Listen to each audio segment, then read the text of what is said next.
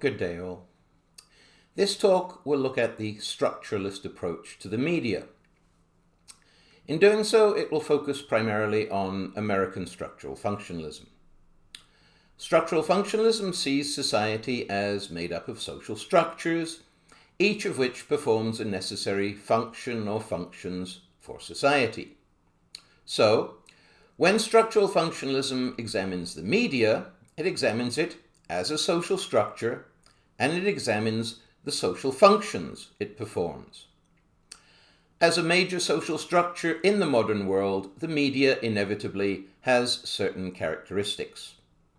It consists of large, complex, bureaucratic organizations working within an industry, using high technology, having high expenses, and creating a product for mass consumption. Like all bureaucracies, the media are hierarchical organizations, and the people who work in them have a career ladder. Their progress up this career ladder depends partly on their talent and qualifications, but partly also on their social skills, how well they get along with their co-workers and their superiors. All of these things influence the media products that we see because they are collective products or social products. Anything created by an organization has input from hundreds, perhaps thousands of people. However, Western culture downplays the social aspect of media creation. One of the core values of Western capitalism has always been individualism. Movies and TV shows glorify the heroic individual, and the media industry generally markets products as though they were the creation of a single individual, a star or celebrity. We're told about the new Brad Pitt movie or the new Taylor Swift album as though they were the creations of those individuals, when in reality, many people contributed to what are really social creations. Now, some aspects of the work are done individually. For example, writers and painters most commonly work alone. However, even this is not truly individual work, because each individual artist is part of a larger artistic community. They've gone to art school. They've exchanged ideas with other artists, agents, publishers, critics, and so on.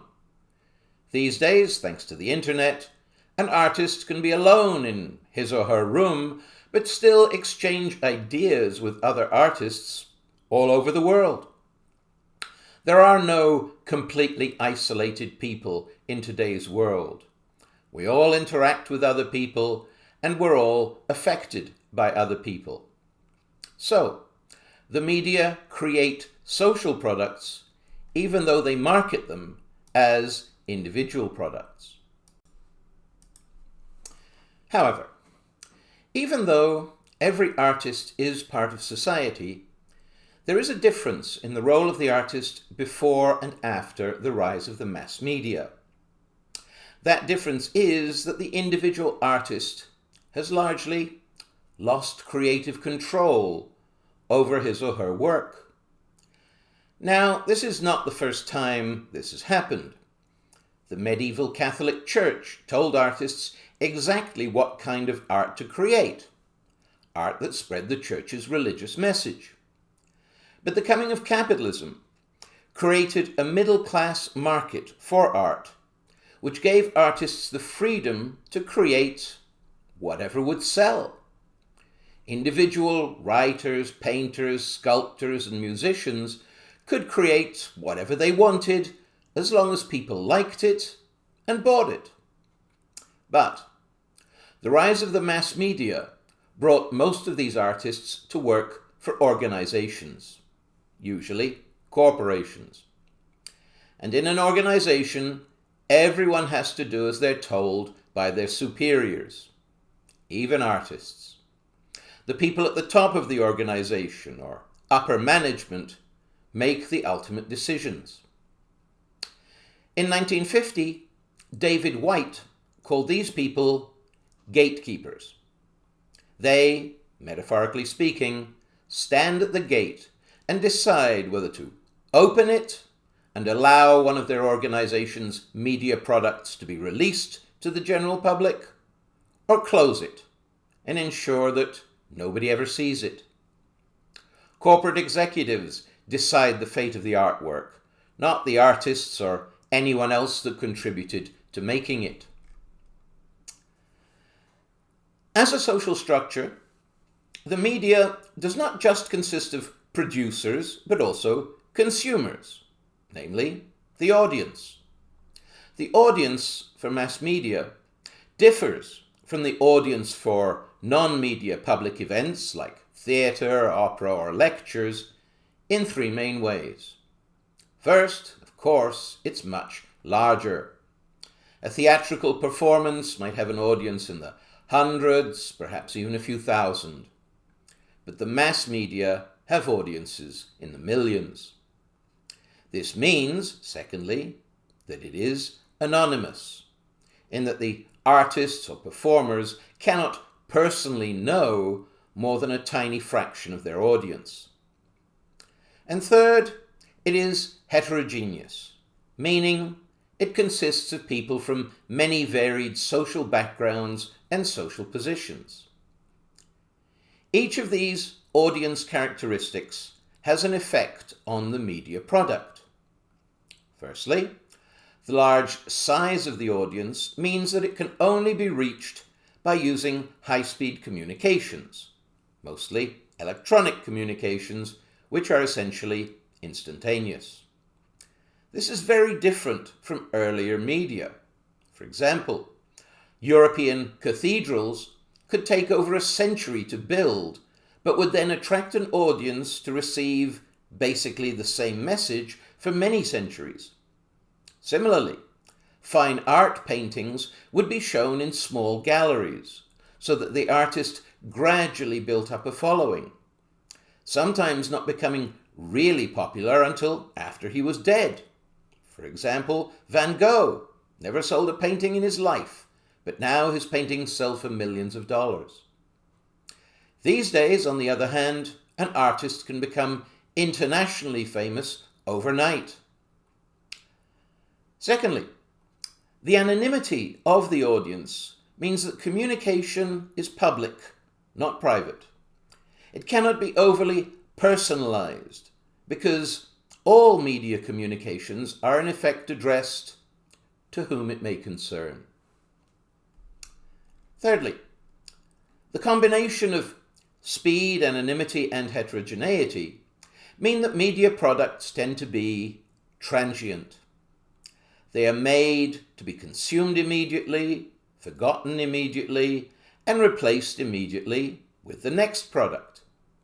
As soon as you've watched one TV show, you forget about it and watch the next show. A small minority of media products get set up as classics, and these are preserved and shown repeatedly on TV. For example, It's a Wonderful Life has been shown on TV every Christmas since 1976, and I'm sure that it will go on being shown every Christmas for the foreseeable future.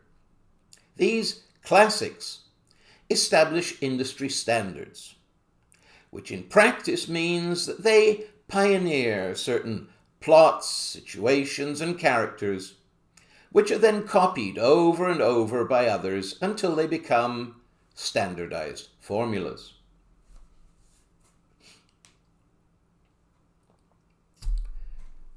Moving on now to examine the social functions of the media, structural functionalists have identified 5 such functions.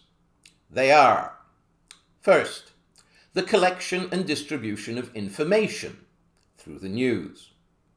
Second, the interpretation of that information through editorials.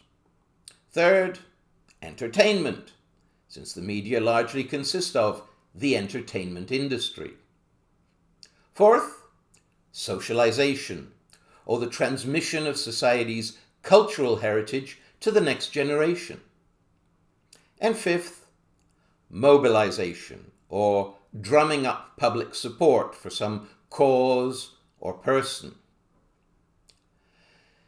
In principle, these are all distinct functions. In practice, however, they blend together. For example, newspapers distinguish between news stories and editorials, but in practice, the news stories tend to take the same viewpoint as the editorials, just in a more subtle way.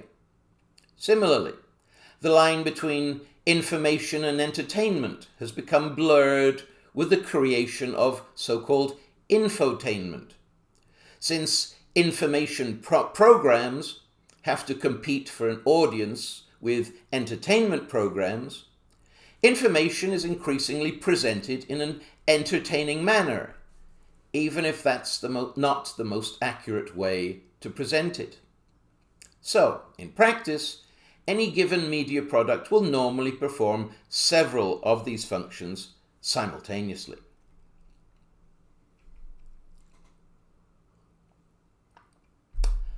We're going to move on now to examine the methodology most often used by structural functionalism in examining the media, which is that of content analysis, which simply consists of analyzing media content. Some early studies of this type were qualitative, just trying to give a general impression of media content, but more recent work is quantitative, providing a more rigorous statistical breakdown of media content by fitting it into a few predetermined categories. Probably the most well-known media content analyst is American George Gerbner, who headed a team that conducted an annual survey of US primetime TV drama from 1967 up to his death in 2005. He found that TV dramas present an image of society which is distorted in a number of ways. Firstly, there are about 3 times as many male characters as female characters. Second, there are very few children or senior citizens.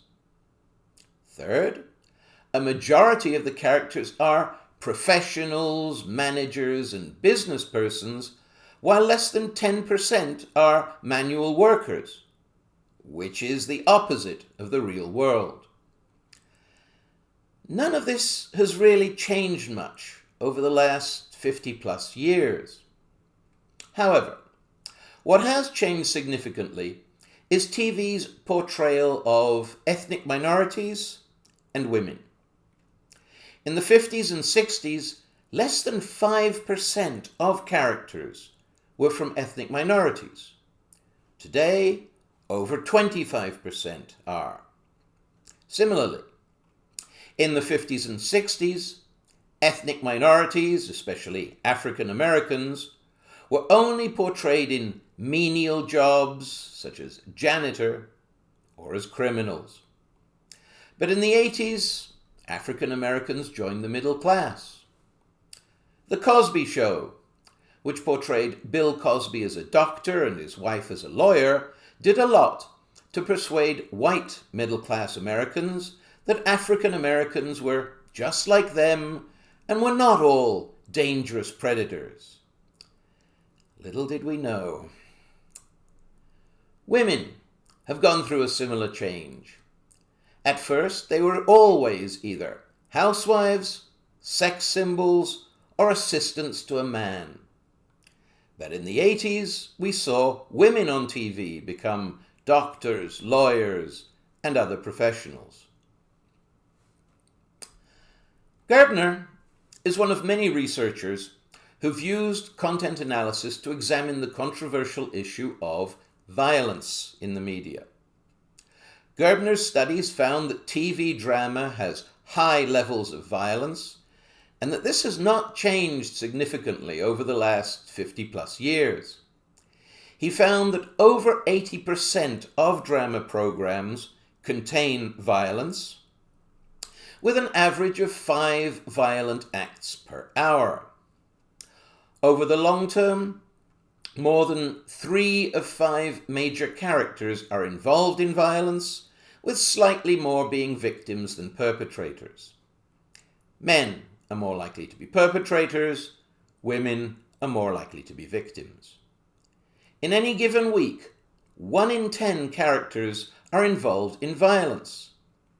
This is far more than in the real world, where your chances of being involved in violence are only about 1 in 100 per year. Gerbner argued that the main reason for all of this TV violence is that it is the simplest, cheapest, and most dramatic way to show that life is made up of winners and losers. In the end, the good guys always win, which people find reassuring. Now, ever since the rise of movies and TV, some theorists have expressed concern that exposure to media violence can make people more likely to engage in real-life violence, especially impressionable young children. They say that watching thousands and thousands of violent acts on TV and in movies makes violence appear normal and therefore socially acceptable.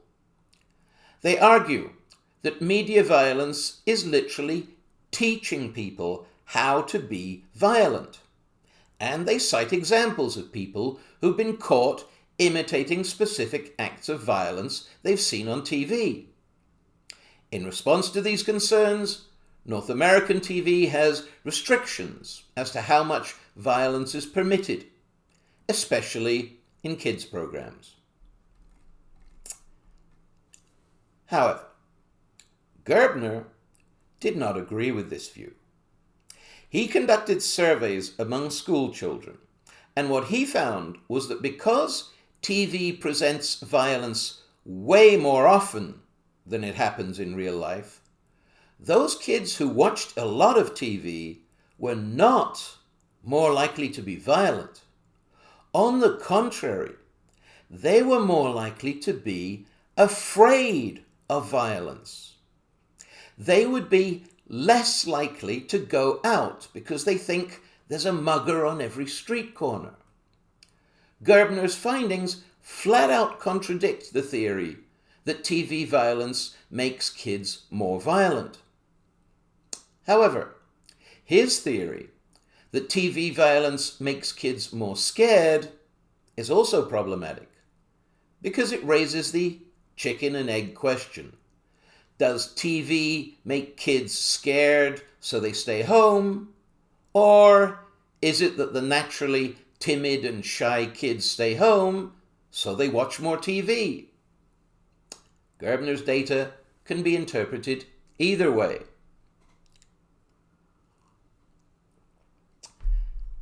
Indeed, this is the central problem with content analysis. It establishes correlation, but not causality. Content analysis can establish that 2 things go together, but that does not prove that one of them causes the other. For example, in the 1960s, one study compared TV sales with crime rates, found a correlation, and concluded that TV was promoting crime. But another researcher did not agree with this conclusion, so he compared sales of refrigerators with the crime rate and also found a correlation. What can we conclude from this? Refrigerators cause crime. No. What we can conclude is that there is probably some other factor causing all of these, such as the economy. In the 60s, the consumer economy was booming. People were buying a lot more stuff worth stealing, like TV sets, stereos, and even refrigerators. And that led to an increase in crime rates at the time. So, the theory that media crime and violence causes real-life crime and violence has been increasingly questioned. In Japan, for example, They don't make such a big distinction between children's TV programs and adult TV programs. Children are generally allowed to watch adult programs, so they are exposed to much more media, sex, crime, and violence than American kids are.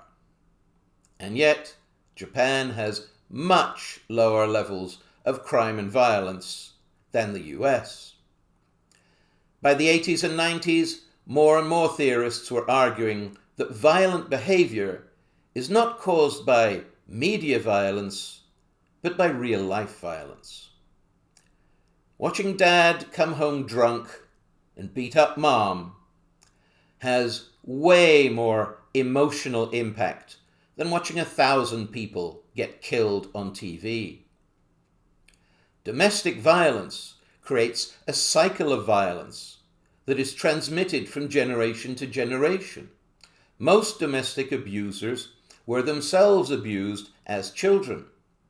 In an abusive household, violence becomes a family norm, which children learn and act on as they grow up.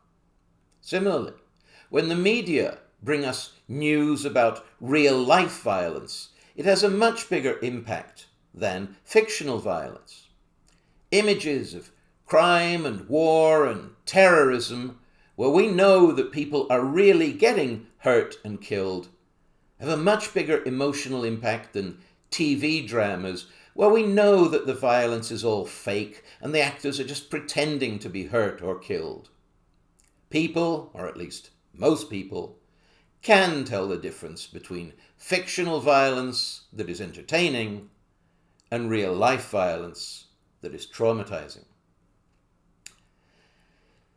The issue of the effect of media violence is actually just one part of a larger question, namely, just how strong of an effect or influence does the media have on the general public? To what extent can the mass media shape public opinion?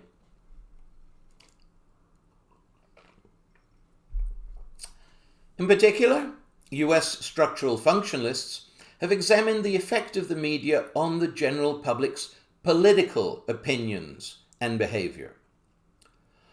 Over the course of the 20th century, their theories of this went through a progression which has been described by the philosopher Hegel. Hegel said that every theory starts with an initial thesis. At first, people think it's great, but after a while, they notice that it doesn't always work. Eventually, someone decides that the thesis is all wrong and comes up with an antithesis or antithesis, which says the opposite. Supporters of both ideas then engage in a dialogue or dialectic until someone combines the best of both into a synthesis. The synthesis then becomes the new thesis, which leads to an anti-synthesis, and so on. This process can continue indefinitely because our theories are never perfect. As regards media effects, in the 1920s and 30s, American researchers believed the media had a very powerful effect. In the 40s and 50s, they decided the exact opposite, that the media had a minimal effect. And in the 60s and 70s, they decided that the media were influential, but in a much more subtle way than was originally thought. Thesis, antithesis, synthesis. Strong, weak, subtle effects.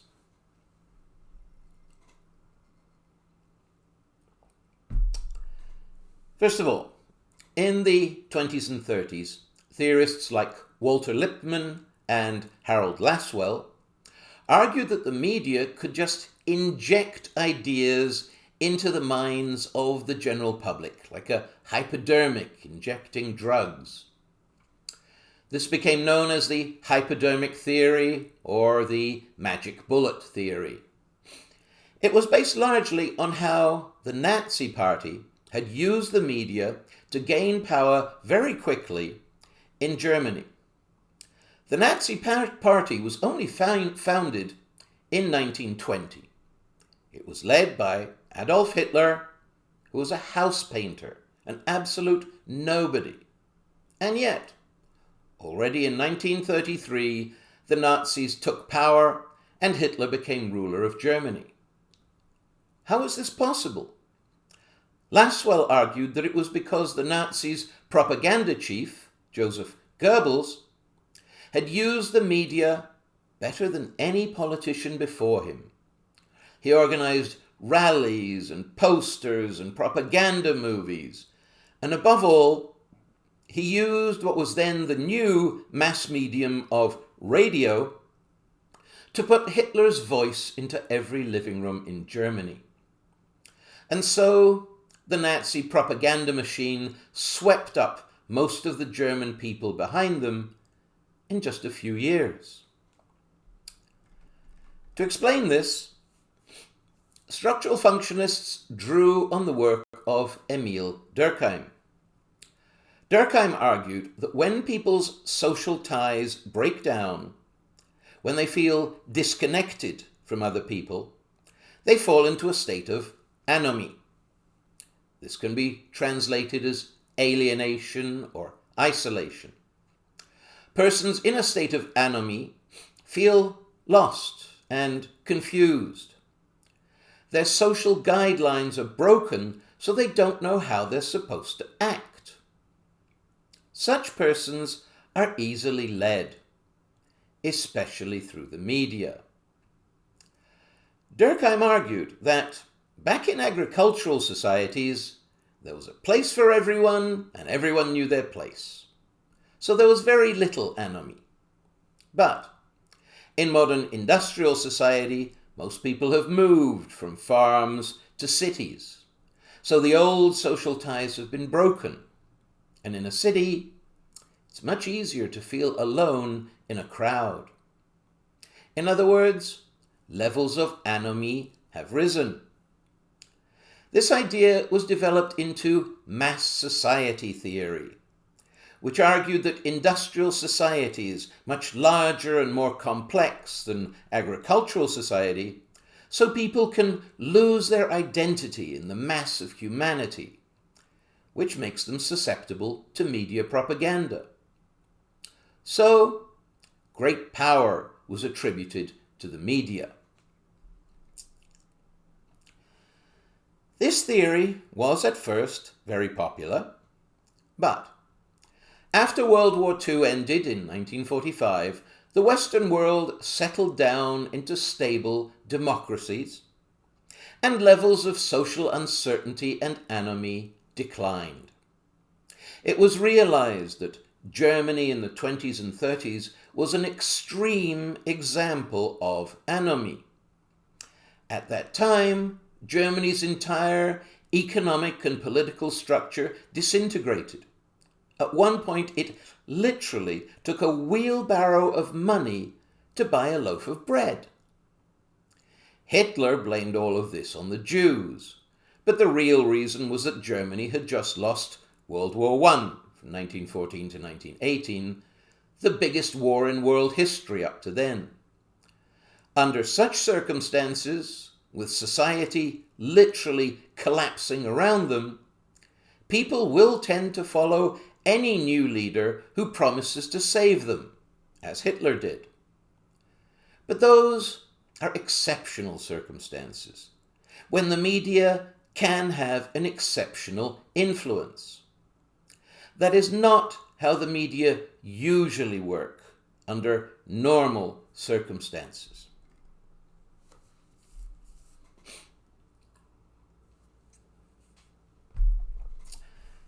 In the 40s and 50s, American structural functionists like Paul Lazarsfeld studied the effects of the media in US democracy. He used elections to provide a before and after model. Before the election campaigns began, he ran surveys asking people how they intended to vote. Then, after the election, he compared his numbers with how people actually voted. Any difference between the two he attributed to the influence of the election campaigns. The only problem was there wasn't much difference. Lazarsfeld concluded that the media had only a minimal effect on how people voted and on their political beliefs. His survey respondents said that they were much less influenced by the media than by real people they knew, whom Lazarsfeld termed opinion leaders, such as parents, teachers, friends, and so on. In particular, Lazarsfeld found that most people voted the way that their parents voted. Also, Lazarsfeld said people could be divided up into those who had their minds made up well ahead of time, so they were not influenced by election campaigns, those who were undecided because they were uninterested, so they just ignored the campaigns, and those who were interested and did tune into the campaigns, but who only tuned into their side. This gave rise to Selective Exposure theory. This states that when people tune into the media, they only listen to those opinions and arguments that they agree with and switch off the ones that they disagree with. This has also been termed confirmation bias. These days on the internet, a website or chat room where you only get your own opinions repeated back to you is called an echo chamber, and there are many of them.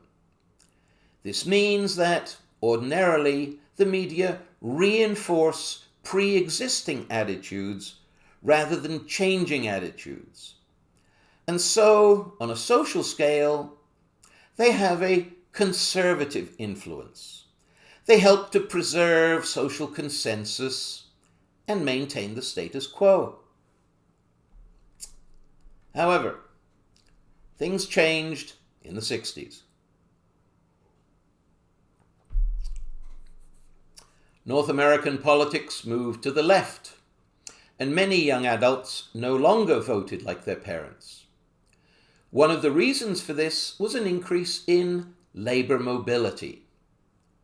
In the early 20th century, working-class communities formed around factories, and everyone in the community voted the same way.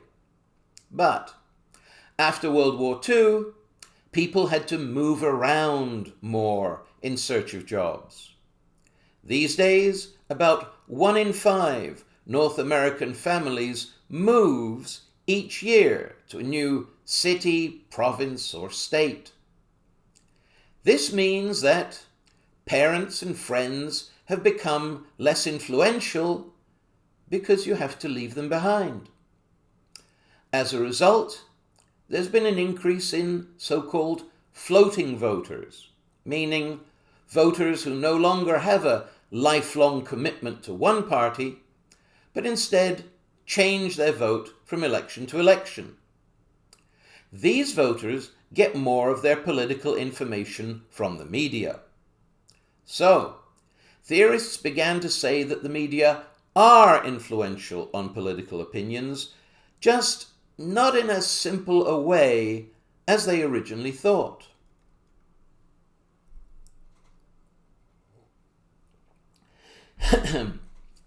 In the 70s, Maxwell McCombs and Donald Shaw developed agenda-setting theory.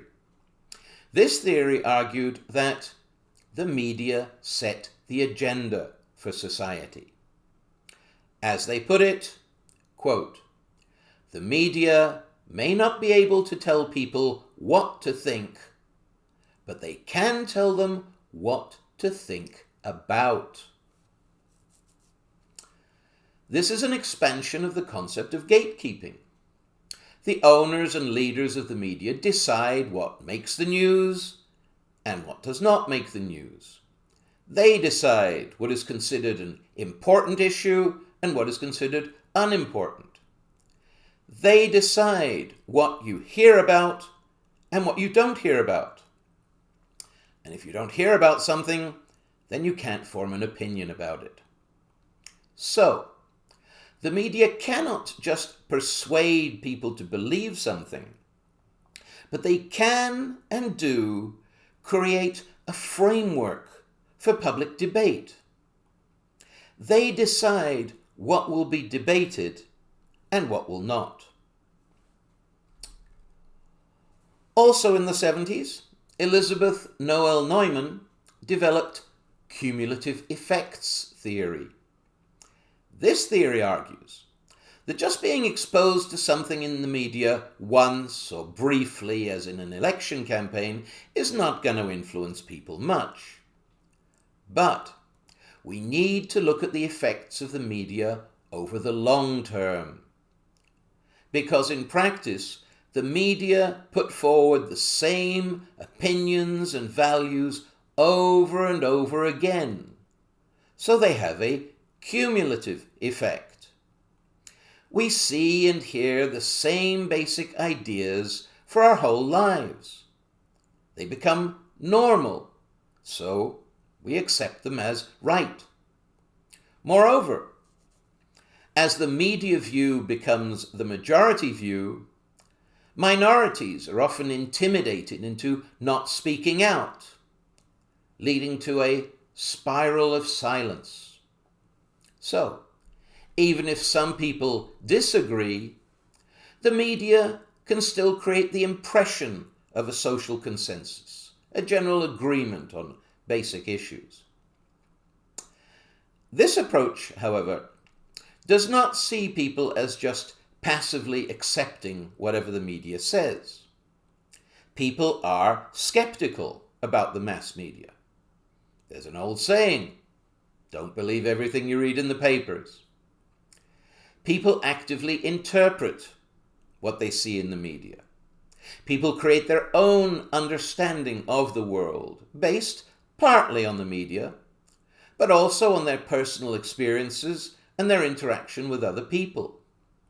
So, the media are not as powerful as theorists originally thought, but in a more subtle and indirect way, by establishing a social agenda and a social consensus, they are still influential on the general public. That concludes my look at structuralist theories of the media. A transcript of this talk is available if you're interested. Good day.